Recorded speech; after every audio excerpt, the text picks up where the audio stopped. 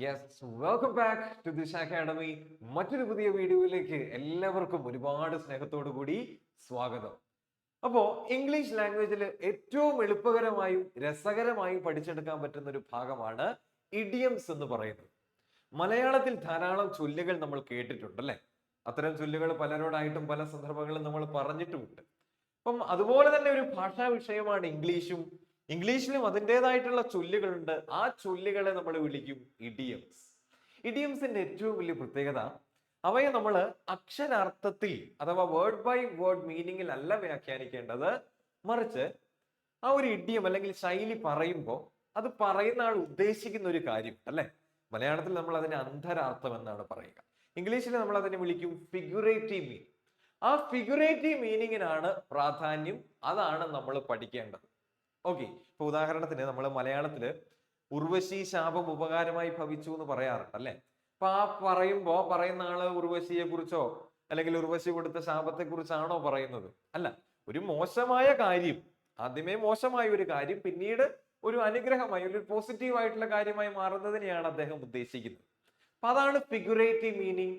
അതാണ് നമ്മൾ മനസ്സിലാക്കേണ്ടത്. സോ ഇന്നത്തെ വീഡിയോയില് നമ്മൾ കുറച്ച് ഹൈ ഫ്രീക്വൻസി ഇഡിയംസ്, അതായത് SSC MTS വളരെ ഫ്രീക്വന്റ് ആയിട്ട് ചോദിക്കപ്പെട്ടിട്ടുള്ള കുറച്ച് ഹൈ ഫ്രീക്വൻസി ഇഡിയംസ് ആണ് ഇന്ന് നമ്മൾ പഠിക്കാൻ പോകുന്നത്. അപ്പൊ റെഡി അല്ലേ? ഒന്നാമത്തെ ഇഡിയം സ്ക്രീനിലേക്ക് നോക്കുക. A piece of cake. A piece of cake. Cake എന്ന് പറഞ്ഞാൽ നമുക്കറിയാം വളരെ സ്വീറ്റ് ആയിട്ടുള്ള ഫ്ലഫി ആയിട്ടുള്ള ഒരു ഭക്ഷണ പദാർത്ഥമാണ് അല്ലെ? പീസ് ഓഫ് കേക്ക്, ഒരു കേക്കിന്റെ പീസ് ആക്കുക എന്നൊക്കെ പറഞ്ഞാൽ വളരെ നിസ്സാരമായിട്ടുള്ള കാര്യമാണ് അല്ലെ? യെസ്, മറ്റൊരു ഉദാഹരണം കൂടി പറയാം. എടാ, നീ എക്സാം ക്രാക്ക് ചെയ്തു? ഓ, ക്രാക്ക് ചെയ്തല്ലോ. MTS എക്സാം അല്ലേ? കഴിഞ്ഞ വർഷം ഞാൻ ക്രാക്ക് ചെയ്ത. It was just a piece of cake. It was just a piece of cake. എന്തായിരിക്കും അതിന്റെ അർത്ഥം? ഭയങ്കര ടേസ്റ്റ് ഉള്ളതെന്നാണോ? അല്ലെങ്കിൽ നല്ല പെർഫോമൻസിനുള്ള അംഗീകാരം എന്നാണോ? അല്ലെ ഭയങ്കര എളുപ്പമുള്ളതാണോ? അല്ലെങ്കിൽ വിജയത്തിന്റെ ഒരു ഭാഗം എന്നാണോ? ഏത് വരും? What might be the correct answer? Option C ആണ് കേട്ടോ. Something that is very easy, വളരെ എളുപ്പമുള്ള, നിസ്സാരമായിട്ട് ചെയ്യാൻ കഴിയുന്ന ഒരു കാര്യത്തെ എ പീസ് ഓഫ് കേക്ക് എന്ന് പറയും. എ പീസ് ഓഫ് കേക്ക്, നിസ്സാരം. നമ്മൾ അങ്ങനെ പറയല്ലേ, നിസ്സാരം. നമ്മൾ സോഷ്യൽ മീഡിയയിൽ പണ്ടൊരു കാലത്ത് ഭയങ്കര ട്രെൻഡിങ് ആയിരുന്നു അല്ലെ? നിസ്സാരം. Okay, piece of cake. അപ്പം കേക്ക് വിചാരിക്കുക. കേക്ക് എങ്ങനെയാ? സ്വീറ്റ് ആണ്, അതേപോലെ ഈസി ടു കൺസ്യൂം ആണ് അല്ലെ? ഈസി ടു കൺസ്യൂം ആണ്. അങ്ങനെ എന്തൊക്കെ ഈസി ടാസ്ക് എന്ന് ചിന്തിക്കുക. അപ്പൊ അതാണ് എ പീസ് ഓഫ് കേക്ക് എന്ന ഇഡിയത്തിന്റെ മീനിങ്. അടുത്ത ഇഡിയം റെഡി അല്ലേ? Hit the nail on the head. ഇവിടെ നിങ്ങൾക്കൊരു ചങ്ങാതി ആണി അടിക്കുന്നത് കാണാം അല്ലെ? പുള്ളി ചുറ്റിയൊക്കെ എടുത്ത് അങ്ങനെ നിൽക്കുന്നുണ്ട്. നെയിൽ എന്ന് പറഞ്ഞാൽ നഖം എന്നല്ല കേട്ടോ, ആണി എന്നാണ്. ആണി നമ്മള് ചുമരിലും മോശപ്പുറത്തൊക്കെ അടിക്കുന്ന ഒരു സാധനമില്ല, ആണി. Yes, hit the nail on the head. തലയ്ക്ക് തന്നെ അടിക്കുക. തലക്കെടുത്ത് ആണി എടുത്ത് അടിക്കാന്നല്ല, ആണിയുടെ തലക്കൽ അടിക്കണം അല്ലെ? നമുക്കറിയാം, ഇപ്പൊ നമ്മൾ ഒരു ആണി ഒരു പ്രതലത്തിൽ വെച്ചിട്ട് അടിക്കുമ്പോ ആ ഹെഡിൽ കറക്റ്റ് കൊണ്ടില്ല എന്താവും? ആണി വളഞ്ഞു പോകും അല്ലെ? അപ്പൊ കറക്റ്റ് ഹിറ്റ് എന്ന് പറഞ്ഞ എന്താണ്? ഹെഡിൽ അടിക്കണം എന്നാണ്. അപ്പൊ അതെന്തായിരിക്കും ഉദ്ദേശിക്കുന്നത്? നമ്മൾ മലയാളത്തിലൊക്കെ ചില സന്ദർഭങ്ങളിൽ പറയാറുണ്ട്, മർമ്മത്ത് തന്നെ കൊള്ളുന്ന മറുപടി എന്നൊക്കെ അല്ലെ? മർമ്മത്ത് കൊണ്ട അല്ല കൊള്ളിക്കേണ്ട മറുപടി എന്നൊക്കെ. അപ്പൊ എന്താണ്? കറക്റ്റ്. ഒരാളെ അൺഇന്റൻഷനലി വേദനിപ്പിക്കുക എന്നൊന്നുമല്ല, to say something exactly right എന്നാണ് കേട്ടോ. കറക്റ്റ് ആയിട്ട് ഒരു കാര്യം പറയുന്നതിനെയാണ് എന്ത് പറയാ? പ്രത്യേകിച്ച് വളച്ചുകെട്ടൊന്നുമില്ലാതെ straight to the point, correct ആയിട്ട് പറയുന്നതിനെയാണ് എന്ത് പറയുക? Hit the nail on the head. Correct ആയിട്ട് അവൻ പറഞ്ഞു, പ്രത്യേകിച്ച് വളച്ചു കെട്ടുന്നില്ല. അതാണ് hit the nail on the head. ആണി അടിക്കുന്നതിന് കൃത്യത വേണ്ടേ? പ്രിസിഷൻ വേണ്ടേ? അപ്പൊ പറയുന്ന കാര്യങ്ങൾക്ക് കൃത്യത ഉണ്ടാകുമ്പോൾ നമുക്ക് ഈ ഒരു ഇഡിയം ഉപയോഗിക്കാം. Okay, yes. അടുത്തത് ബീറ്റ് അറൗണ്ട് ദ ബുഷ്. ഇവിടെ ഒരുത്തൻ ഒരു വടിയൊക്കെ എടുത്തിട്ട് ഒരു കാട്ടിലൊക്കെ ഇങ്ങനെ നിൽക്കുന്നതാണ് അല്ലെ? ബീറ്റ്, അടിക്കുക അല്ലെ? ബീറ്റ് എങ്ങനെ? Around the Bush. ബുഷ് എന്ന് പറഞ്ഞാൽ കുറ്റിക്കാടിന്റെ ഇടയിൽ ഇങ്ങനെ അടിക്കുക ഇങ്ങനെ.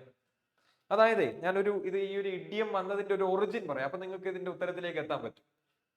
Yes, beat around the bush എന്ന് പറഞ്ഞാല് പണ്ട് മധ്യകാലഘട്ടത്തിൽ നോബിൾസ്, പ്രഭുക്കന്മാർ അവരുടെ പരിവാരങ്ങളുടെ കൂടെ എന്തിനു പോകും? നായാട്ടിന് പോകും. നായാട്ടിന് പോകുമ്പോൾ ഇങ്ങനെ പുൽമേടുകളൊക്കെ നിറഞ്ഞ പ്രദേശങ്ങളിലാണ് പോവുക. ഇപ്പം നായാട്ടിന് എവിടെ സ്ഥലത്ത് എത്തുമ്പോൾ എന്ത് ചെയ്യുമെന്നറിയോ? ഒരു വടി എടുത്തിട്ട് ഈ പറഞ്ഞ കുറ്റിക്കാട് മുഴുവൻ അടിച്ചു തെളിക്കും. എന്തിനാ അങ്ങനെ അടിച്ചു തെളിക്കുന്നത്? ഇതിനകത്ത് ഈ കുറ്റിക്കാട്ടിൽ ആരെങ്കിലും ഒളിഞ്ഞിരിക്കുന്നുണ്ടെങ്കിൽ, എന്തെങ്കിലും ജീവജാലങ്ങളോ അല്ലെങ്കിൽ പക്ഷികളോ ഒക്കെ ഒളിഞ്ഞിരിക്കുന്നുണ്ടെങ്കിൽ അത് പുറത്തു പോകാനാണ്. അത് ഓപ്പൺ സ്പേസിലേക്ക് എത്തുമ്പോ കറക്റ്റ് അമ്പ് ചെയ്ത് കിട്ടും. ഇപ്പൊ ഒരു തവള, അല്ലെങ്കിൽ തവള പിടിക്കാൻ വേണ്ടി നായാട്ടിന് പോവില്ലല്ലോ. അപ്പൊ എന്തെങ്കിലും മുയലൊക്കെ ആണെങ്കിൽ ഒളിച്ചിരിക്കാന്നായിരിക്കും. ഇപ്പൊ ഈ അടി കേൾക്കുമ്പോൾ മുയൽ പുറത്ത് ചാടുമ്പോ എന്താക്കാം? ഹണ്ട് ചെയ്യാൻ പറ്റും. യെസ്. അപ്പൊ എന്താണ്?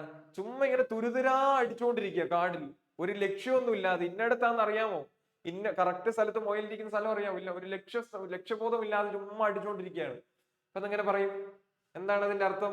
To avoid the main topic, to walk in a forest aimlessly, to attack a problem directly, to talk angrily without reason. ഏത് വരും? നമ്മൾ കാടടച്ച് വെടിവെക്കുക എന്ന് മലയാളത്തിൽ പറയാം അല്ലെ? To avoid the main topic. കൃത്യമായിട്ട് മെയിൻ ടോപ്പിക്കിനെ കുറിച്ച്, അല്ല മെയിൻ ടോപ്പിക്കിനെ അഡ്രസ് ചെയ്യാതെ ചുമ്മാ ബ്ലാ ബ്ലാ പറഞ്ഞുകൊണ്ടിരിക്കുന്നതിനെയാണെന്ന് പറയാ ബീറ്റ് അറൌണ്ട് ദ ബുഷ്. നമ്മൾ ടീച്ചർ ചോദ്യം ചോദിക്കുമ്പോഴേ നമുക്ക് അറിയത്തില്ലെങ്കിൽ നമ്മൾ എന്ത് ചെയ്യും? ടീച്ചർ എന്താണോ ചോദിച്ചത് അത് പറയില്ല, പകരം നമുക്കറിയാവുന്ന ഒരു റെലവൻസ് ഇല്ലാത്ത കാര്യങ്ങളെ കുറിച്ച് സംസാരിക്കും അല്ലെ? അതിനെയാണ് ബീറ്റ്. അപ്പൊ ടീച്ചർ എന്ത് പറയും? Stop beating around the Bush.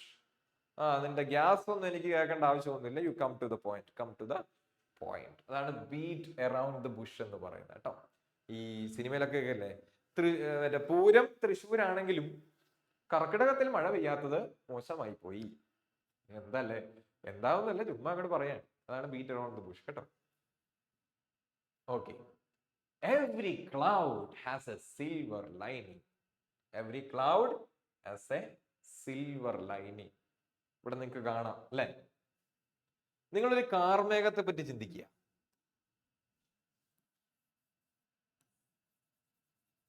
ഒരു കാർമേഘം, സംഗതി കാർമേഘമാണെങ്കിലും ഈ കാർമേഘത്തിന്റെ എഡ്ജസിൽ എന്തുണ്ടാവും?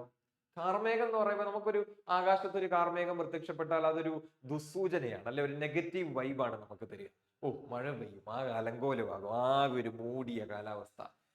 കാർമേഘത്തെ ഒരു നെഗറ്റീവായിട്ട് പോർട്രേ ചെയ്യുമെങ്കിലും ഈ സൂര്യൻ പുറമേ ഉള്ളത് കൊണ്ട്, ഈ പുറകിലുള്ളത് കൊണ്ട് ഈ എഡ്ജസിൽ ഒരു പ്രഭ കാണും അല്ലെ?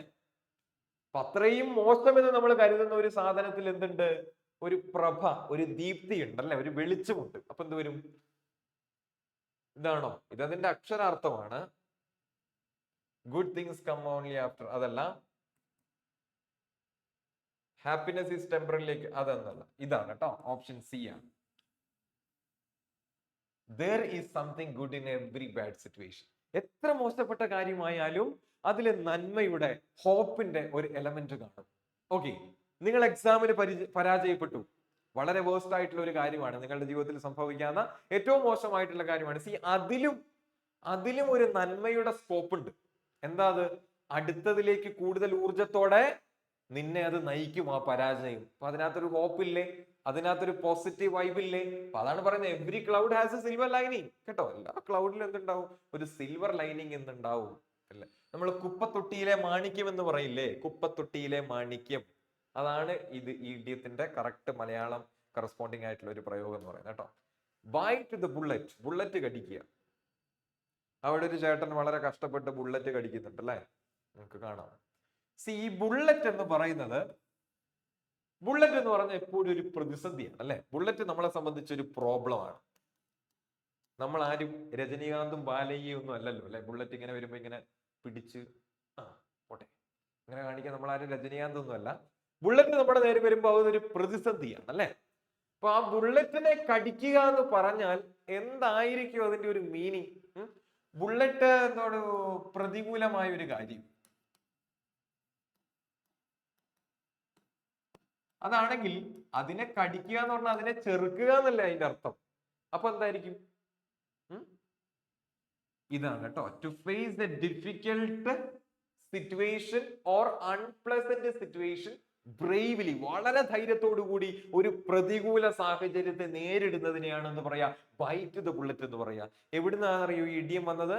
പണ്ട് കാലത്തെ യുദ്ധങ്ങൾ ഉണ്ടായിരുന്നു അല്ലെ? യുദ്ധങ്ങളിൽ ഒരുപാട് പേർക്ക് മുറിവേൽക്കപ്പെടുമായിരുന്നു. പക്ഷേ അന്ന് ഈ ബുള്ളറ്റ് ശരീരത്തിൽ കയറിയാൽ, ഇപ്പൊ World War I ബുള്ളറ്റ് ശരീരത്തിൽ കയറിയാൽ അന്ന് പ്രോപ്പർ ആയിട്ടുള്ള അനസ്തേഷ്യ കൊടുക്കാനുള്ള സൗകര്യം ഒന്നും ഉണ്ടായിരുന്നില്ല. അതായത് മരപ്പിക്കില്ല. മരപ്പിച്ചാലല്ലേ വേദന അറിയാതുള്ളൂ. അപ്പൊ എന്ത് ചെയ്യുമെന്നറിയോ? ബുള്ളറ്റ് പുറത്തെടുക്കണല്ലോ, അനസ്തേഷ്യയും ഇല്ല. അപ്പൊ എന്ത് ചെയ്യും? ഈ നേഴ്സുമാര് ഈ മുറിവേറ്റ് കിടക്കുന്ന പട്ടാളക്കാരന് ഒരു ബുള്ളറ്റ് കൊടുക്കും. ഈ ബുള്ളറ്റ് ഇങ്ങനെ കടിച്ചു പിടിക്കാൻ പറയും. ഇങ്ങനെ കടിച്ചു പിടിക്കും. അപ്പം ആ കടിച്ചു പിടിക്കുന്നതിന്റെ ഇതില് അവൻ ആ വേദന കൂടി കടിച്ചമർത്തും. അന്നേരം ഇങ്ങനെ ഓപ്പറേറ്റ് ചെയ്യുന്നുണ്ടാവും, പച്ച മാംസം ഇങ്ങനെ കുത്തി കീറുന്നുണ്ടാവും. ആ വേദന ആ ബുള്ളറ്റ് കടിച്ചു പിടിക്കുന്നതിൽ ഒതുക്കിയിട്ട് അവൻ അങ്ങനെ സഹിക്കണം. അതിനാണ്.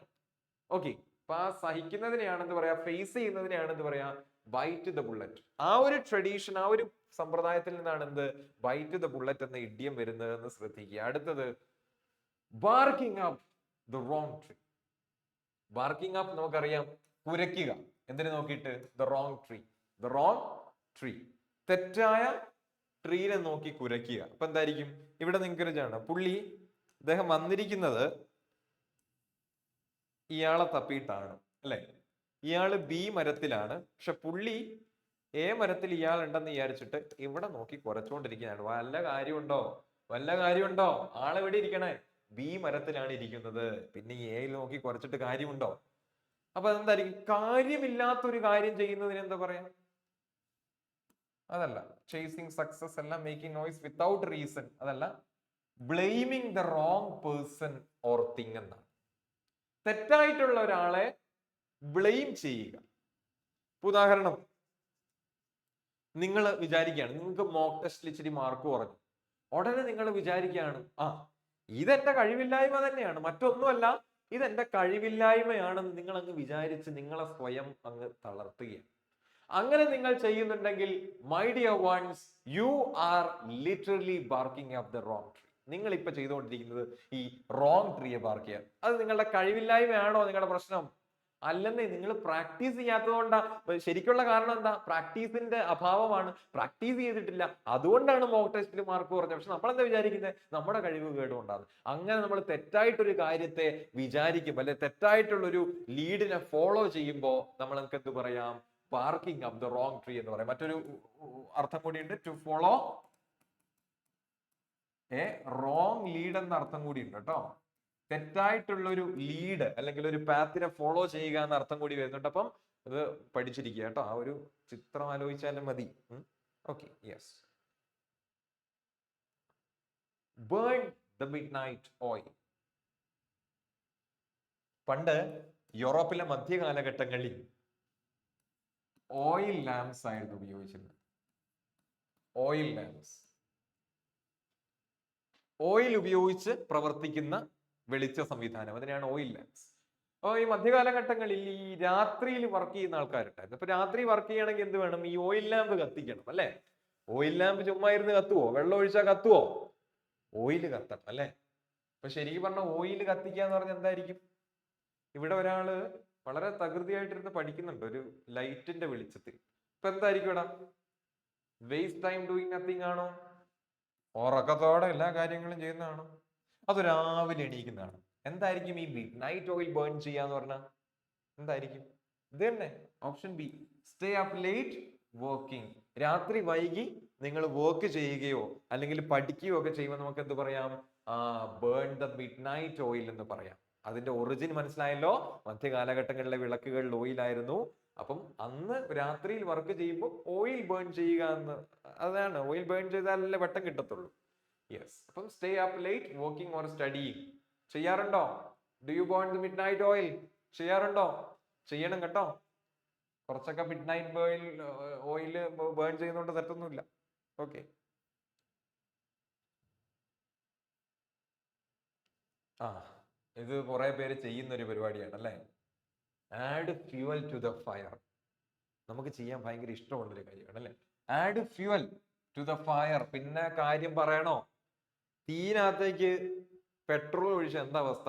ഇവിടെ ഒരു ചേട്ടൻ, നമ്മുടെ അൽഫാം കടയിലെ ഫ്രണ്ടിൽ നിൽക്കുന്ന ഒരു ചേട്ടൻ ഇങ്ങനെയല്ലേ എപ്പോഴും ഒരു ഇങ്ങനെ ഷവർമയൊക്കെ ഉണ്ടാക്കുന്ന കണ്ടിട്ടില്ല? ഭയങ്കര തീയൊക്കെ ആയിട്ട് അൽഫാം. അതേപോലെ ഒരു ചേട്ടൻ നിൽക്കുന്നുണ്ട്. അയാൾ എന്താ ചെയ്യുന്നത്? ആ തീയിലേക്ക് വീണ്ടും കുറച്ച് ഫ്യൂവൽ ആഡ് ചെയ്യാൻ. ഒരു തീകോളം പോലെ കാണുന്നുള്ളൂ. പിന്നെ ഓക്കെ, മൊത്തം കത്തിപ്പോയി അല്ലേ?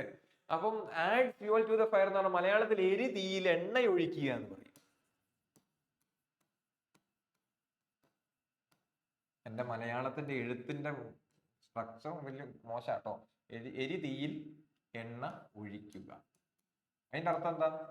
നമ്മൾ ഈ കുത്തിത്തിരിപ്പ് ഉണ്ടാക്കുക എന്ന് പറയുന്നില്ലേ, വളരെ കൊളോക്കിയലായിട്ട് നമ്മൾ അങ്ങനെ സംസാരിക്കും അല്ലെ, കുത്തിത്തിരിപ്പ് ഉണ്ടാക്കുക. എന്താ അത്? ഹെൽപ്പ് ഒന്നല്ല, അയ്യോ നെഗറ്റീവ് മീനിങ് ആണ്. യെസ്, ഓപ്ഷൻ ബി തന്നെയാണ്. To make an already bad situation verse.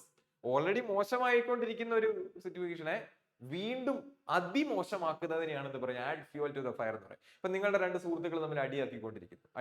അവര് പെട്ടെന്ന് തീരേണ്ട ഒരു അടിയായിരുന്നു, നിങ്ങളും കൂടി ഇടപെട്ടത് എന്താക്കുകയാണ്, വലിയ കൂട്ടത്തിലേക്ക് കൊണ്ടുപോവാണ്. അപ്പൊ എന്ത് പറയാം? You added fuel to the fire എന്ന് പറയാം അല്ലേ? യെസ്.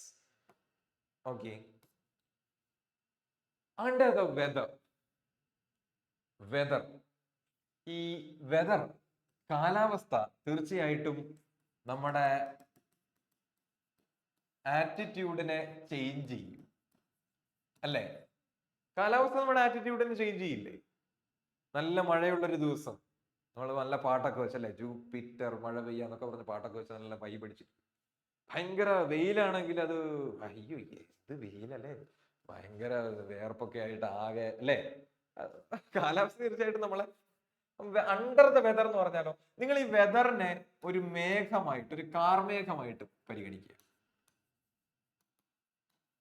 കാർമേഘം ഞാൻ ഓൾറെഡി പറഞ്ഞു, നെഗറ്റിവിറ്റി അല്ലെ, എന്താണ് പറയാ, നെഗറ്റീവ് വൈബ് തരുന്നതാണ് കാർമേഘം എന്ന് പറഞ്ഞാല്. അപ്പം ഒരു കാർമേഘത്തിന്റെ അടിയിലായിരിക്കുക എന്ന് പറഞ്ഞാൽ, കാർമേഘം മൂടിയിരിക്കുക എന്ന് പറഞ്ഞാൽ ഫുൾ ഡള്ളാണ് അല്ലെ, ആകെ ഡള്ളായിട്ടിരിക്കും. ആ ഡൾനെസ് നമ്മുടെ മുഖത്തും ഉണ്ടാകും അല്ലെ. കാർമേഘത്തിന്റെ അടിയിൽ നിൽക്കുകയാണെങ്കിൽ ഇങ്ങനെ ആകെ ഡള്ളായിട്ടല്ലേ ഇരിക്കുക. അപ്പൊ എന്തായിരിക്കും?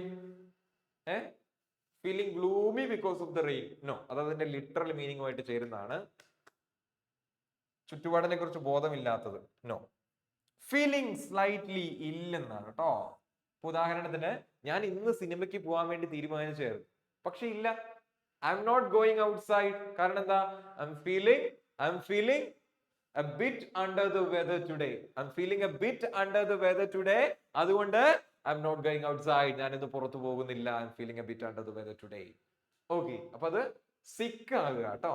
എന്താണ് പറയുക, സുഖമില്ലാതിരിക്കുക എന്നാണ് അതിന്റെ അർത്ഥം. അപ്പൊ അത് പറഞ്ഞുകൊണ്ട് നമ്മൾ നേരെ അവസാനത്തെ ഇഡിയമിലേക്ക് എത്തിയിരിക്കുകയാണ്. ഓൺ ക്ലൗഡ് 9, 9ാം മേഘത്തിൽ. Cloud number 9. ഒരു ചെറുക്കൻ, ഒരു കൊച്ച് 9 എന്ന് എഴുതി ഒരു ക്ലൗഡിൽ ഇരിക്കുന്നതായിട്ട് കാണാം. അപ്പൊ 9ാം മേഘത്തിൽ എന്ന് പറയുമ്പോൾ എന്തായിരിക്കും ഇതിന്റെ അർത്ഥം? നമ്മൾ ഈ കാലാവസ്ഥ പഠനത്തിലെ ഈ ക്ലൗഡ് 9, ഈ മേഘങ്ങളെ പലതായിട്ട് തരംതിരിച്ചിട്ടുണ്ട്. അപ്പൊ അതില് ക്ലൗഡ് 9 എന്ന് പറഞ്ഞ ഏറ്റവും ഹയസ്റ്റ് ആയിട്ടുള്ള അല്ലെങ്കിൽ ഫ്ലഫിയസ്റ്റ് ആയിട്ടുള്ള മേഘത്തെയാണെന്ന് പറയുന്നത്. ഫ്ലഫിയസ്റ്റ് ആയിട്ടുള്ള ഹയസ്റ്റ് ആയിട്ടുള്ള മേഘത്തെയാണെന്ന് പറയുന്നത് ക്ലൗഡ് 9 എന്ന് പറയും. അപ്പൊ ഏറ്റവും ഉയരത്തിലിരിക്കുക. നമ്മൾ എപ്പോഴും ഏറ്റവും ഹൈ ആവുന്നത്, നമ്മൾ ഇലവേറ്റഡ് ആവുക എന്ന് പറയും. ഇലവേറ്റഡ് ആവുക എപ്പോഴാണ്? വെരി ഹാപ്പി ആൻഡ് ജോയ്ഫുൾ ആണ് കേട്ടോ.